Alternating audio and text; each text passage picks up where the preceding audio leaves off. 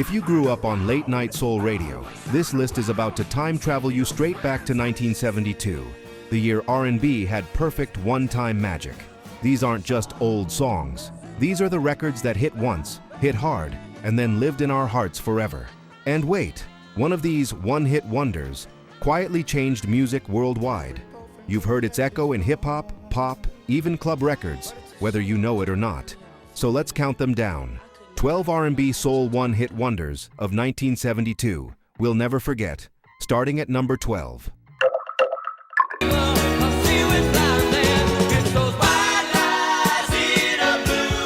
I remember the first time I heard White Lies, Blue Eyes. It didn't feel like a normal hit record. It felt like a secret, like something that slipped through the cracks of all the loud, proud songs of the time and landed right in your lap, quietly confident. It's one of those soul pop records where the emotion isn't screaming at you. It's sitting there, steady, almost calm.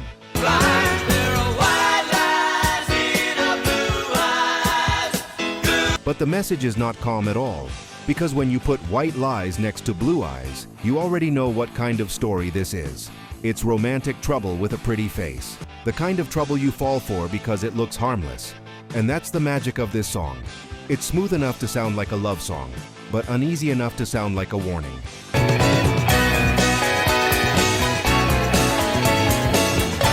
The arrangement feels tight and clean, like everybody in the band knew the goal. Don't overplay, don't crowd the singer. Let the melody do the heavy lifting. Let the rhythm keep walking. Let the song keep moving like a car ride at night where nobody's talking because everybody's thinking. Now from that smooth warning, we slide into something even softer. Something built for slow dances and long stares. If this song just hits you in that quiet place, don't let this moment be a one-time thing. Subscribe to Demo.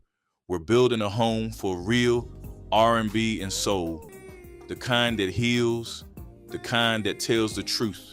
Hit subscribe and come back whenever you need a song that understands you.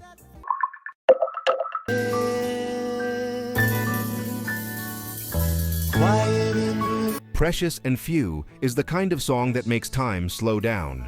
It's gentle, it's sincere, it's not trying to be cool, it's not trying to be flashy, it's just saying something plain and honest. People you truly love are rare, and you'd better treat them like they matter. That idea hits hard when you're young because you don't believe it yet. When you're young, you think life is endless. You think love is everywhere. You think you can replace people easily.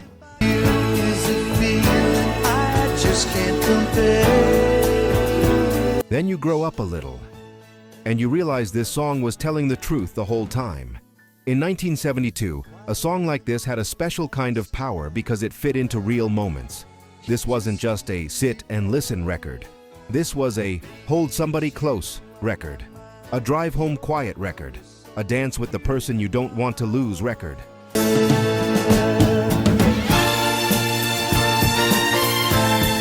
And what Climax did so well here is simplicity. The melody doesn't try to surprise you with 100 twists. It goes straight down the middle of your heart. The vocals feel tender, like the singer is protecting the words so they don't break.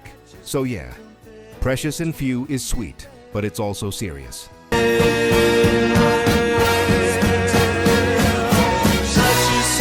It's a song that smiles at you while it warns you, quietly, that the best people in your life don't come around twice.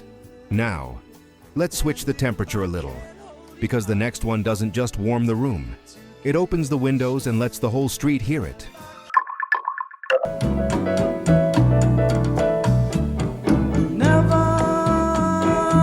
Suavecito is a whole mood, a whole neighborhood, a whole Sunday afternoon. This is one of those records where you don't just hear the music, you see scenes. You see a car rolling slow, you see people hanging outside, you see family, food, laughter, somebody dancing with a drink in their hand, like they're not worried about tomorrow. That's what Suavecito feels like. Relief. Way that you make things go right. And what makes it special is that it's soulful without needing to follow the same soul blueprint. It's got Latin rock energy, but it's soaked in that early 70s smoothness. The groove is easy. The rhythm breathes. The song doesn't rush because it knows it's got you.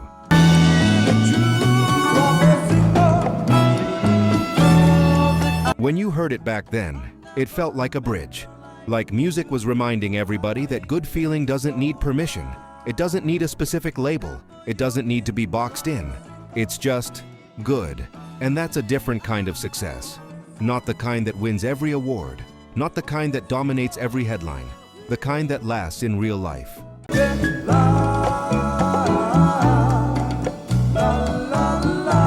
Now, after the sunshine and the smooth ride of Suavecito, we take a sharp turn into something wild. Something that, even now, makes people look at each other like, wait, they played this on the radio?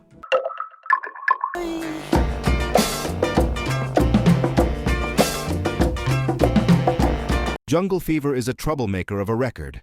It's funky, it's hypnotic, and it's got that, you shouldn't be listening to this, but you can't stop energy. The groove is the hook. The rhythm is the story. It feels like the band is daring you to stay in the pocket with them. And here's the thing about songs like this in 1972. They carried a kind of fearless attitude.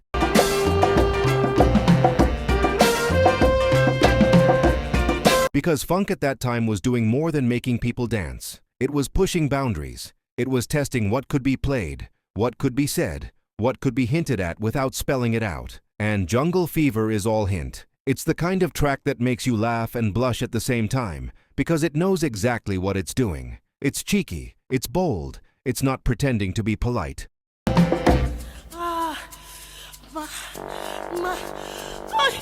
But what makes it memorable isn't just the shock. It's the fact that the music is actually strong. The beat keeps pulling you forward. The arrangement is tight in that repetitive, trance-like way that great dance records have. It locks in and doesn't let go. That's why Jungle Fever is still talked about. Not because it's the most beautiful song ever written, but because it captures that wild side of the era. That moment when the groove got so strong, it didn't care who approved.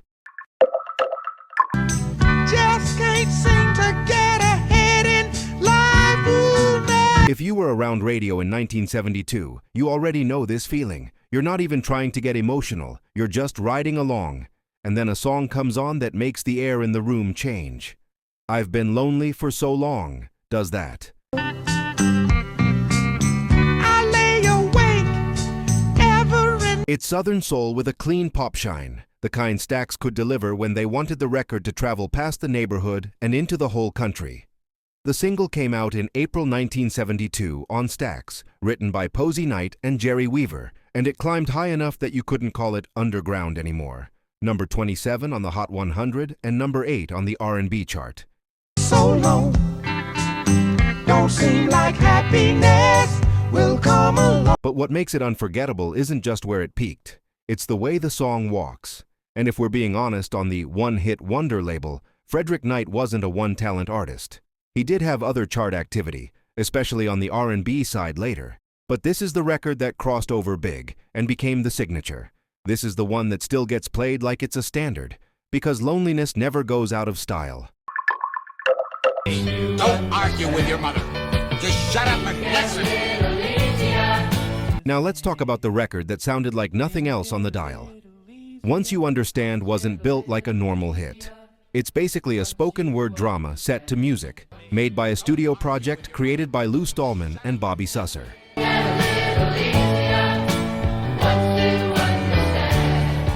It's a back and forth between teenagers and their parents, like a living room argument that keeps getting hotter, while the chorus line keeps floating through like a warning.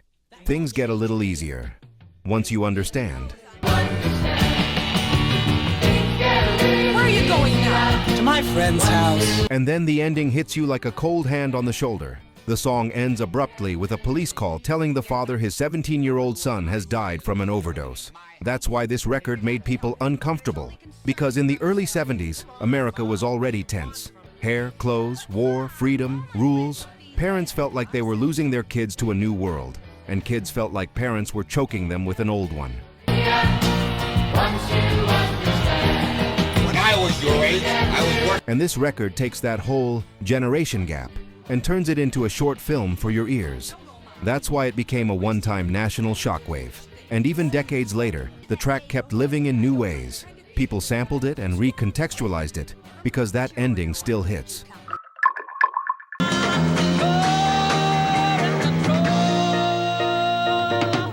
Thunder and lightning is what happens when a singer comes in with a piano, a voice and a storm in her chest, and decides she's not going to whisper about it. Chi Coltrane wrote it herself, released it in 1972, and it shot up to number 17 on the Billboard Hot 100.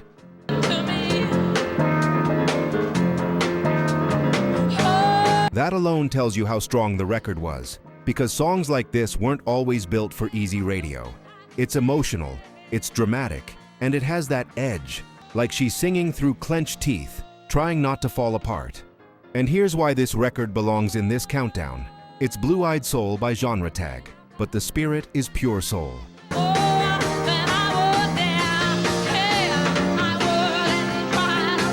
It's about love that doesn't feel calm or safe. Love that feels like weather, bright one minute, dangerous the next. This isn't the kind of song you put on in the background. This is the kind of song you put on when you want your feelings to have a soundtrack. A lot of artists can sing, but not everybody can make a song feel like a scene. This one does.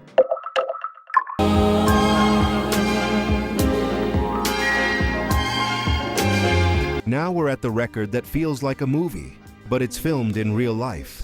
Me and Mrs. Jones was released in September 1972 on Philadelphia International, recorded at Sigma Sound Studios in Philadelphia, written by Kenny Gamble, Leon Huff, and Carrie Gilbert, and produced by Gamble and Huff. We meet every day at the same cafe. And by December, it wasn't just a hit. It was the hit. Number 1 on the Billboard Hot 100, sitting there for 3 weeks, and it also hit number 1 on the R&B chart.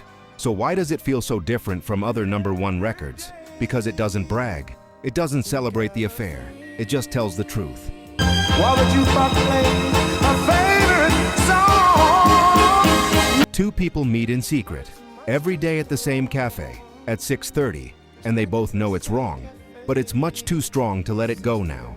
Now, if we're fact-checking the one-hit wonder label here, we have to be fair.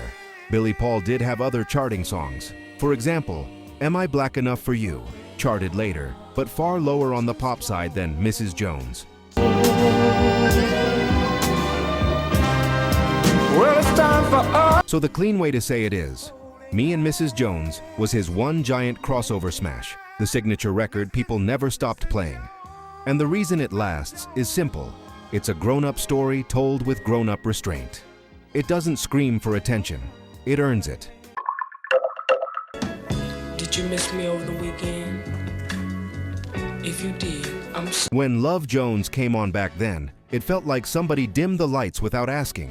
Not in a fake, dramatic way, in that real way. Like a room naturally gets softer when a slow jam hits that sweet spot between romance and sadness. Because that's what Love Jones is. It's not just I love you, it's I love you. And I'm not fully in control of how much. I remember hearing it on those stations that understood pacing. But you see, I not only want you, baby, but I need you. The kind of DJs who didn't talk too much. They'd let the intro breathe, then slide their voice in low like they didn't want to disturb the mood. And Love Jones was perfect for that. It had that smooth, floating feel, like it was designed for people sitting close, pretending they weren't. This is one of those songs that made teenagers feel grown and made grown folks feel young again.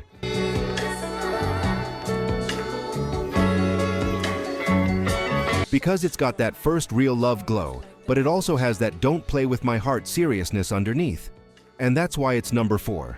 Because Love Jones doesn't just sound like the early 70s. It sounds like love itself, when it's gentle on the surface, but heavy in your hands. Now, if number 4 is the slow dance in the living room, number 3 is the late night conversation you can't escape.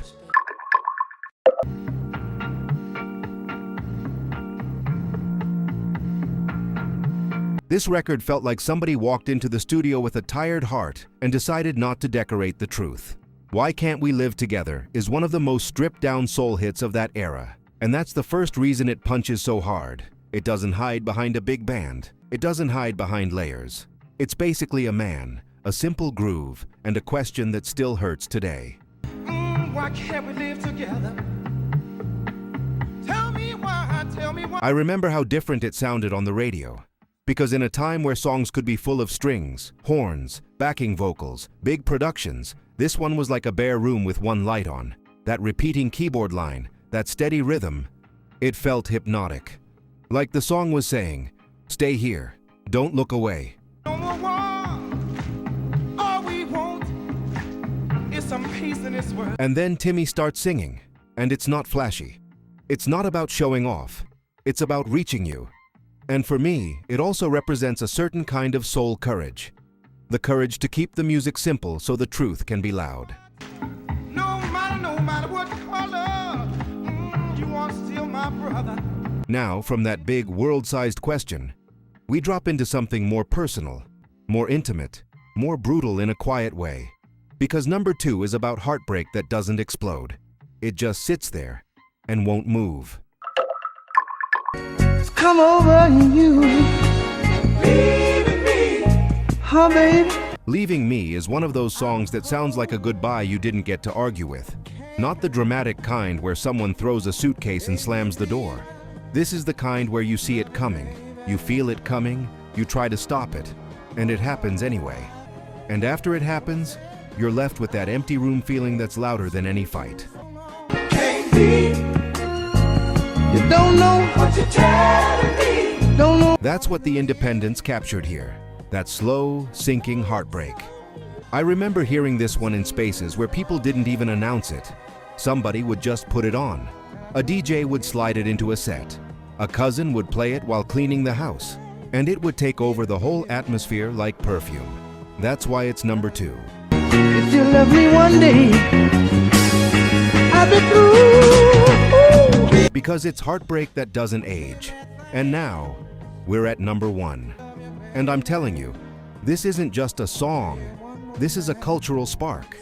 This is a record that traveled across oceans, crossed languages, crossed scenes, and planted itself in music history like it owned the place. Because it kind of did. If this song just hit you in that quiet place, don't let this moment be a one-time thing.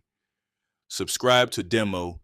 We're building a home for real R&B and soul. The kind that heals, the kind that tells the truth. Hit subscribe and come back whenever you need a song that understands you.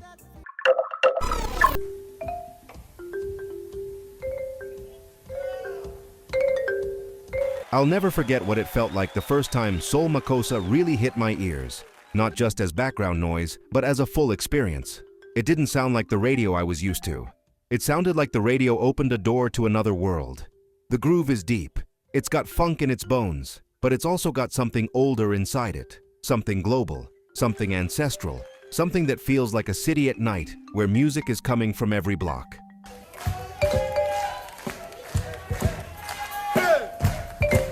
And then that saxophone comes in, and it's not just a solo. It's a voice, it's a personality, it's a whole attitude, and the chant, man. That chant is the kind of thing you don't even need to understand with your brain. Your body understands it first. It sticks to you like a slogan, like a spell.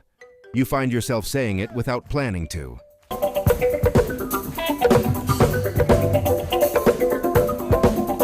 That's why this record is number 1.